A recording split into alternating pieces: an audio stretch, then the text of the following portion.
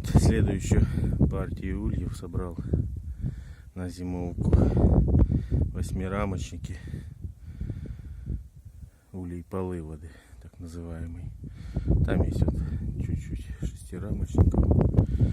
И сейчас я их просто накрою, окутаю. Вот такая ткань. Не знаю, что это за ткань. В общем, какая-то синтетика. Ну, плотная. Чисто от ветра, чтобы меньше задувало. Тоже все восьмирамочники сетка. Процентов на 40 дно. И вентиляции достаточно. Сейчас окутаю. Стоят прямо среди поля. Вот основная пасека. Павильоны среди поля, поэтому тут сильно дует ветер. Нужно закрывать. Ну все, всем пока. Еще раз хорошо перезимовать.